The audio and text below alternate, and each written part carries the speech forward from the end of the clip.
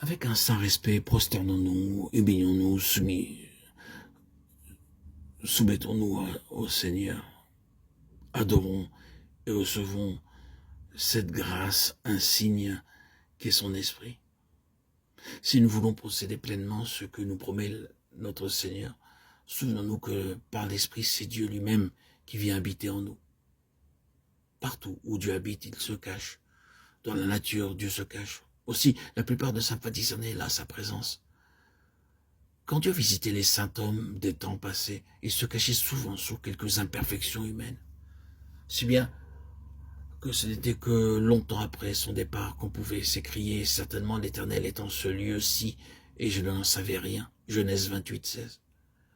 Quand Jésus est venu nous révéler la présence de Dieu, il est monté comme un rejeton qui sort d'une terre sèche.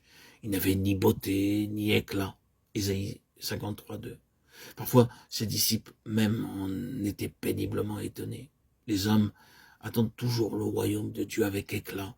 Ils ne savent pas qu'il s'enveloppe de mystère. Aussi, pour recevoir en nous la puissance de Dieu, commençons par bien comprendre qu'elle ne peut habiter que chez ceux qui ont renoncé à eux-mêmes. Les croyants qui s'occupent de la promesse du Saint-Esprit cherchent généralement à se représenter d'avance comment ils pourront reconnaître son action et sentir son influence. Comment la volonté pourra saisir son œuvre de sanctification. Qu'ils se souviennent plutôt que c'est bien au-delà de la pensée, des sentiments, de la volonté, qu'en un mot, c'est bien au-delà de leur âme, que c'est dans la retraite intime de leur esprit qu'il veut faire sa demeure. C'est donc avant tout par la foi qu'il faut saisir la présence du Saint-Esprit. Lors même que je n'aurai pas la moindre preuve de son action, je dois croire avec respect qu'il demeure en moi. Avec foi, je dois compter sur ses effets et les attendre dans leur recueillement. Avec foi aussi, je dois renoncer entièrement à toute sagesse, à toute force propre, renoncer complètement à moi-même pour le laisser agir en maître.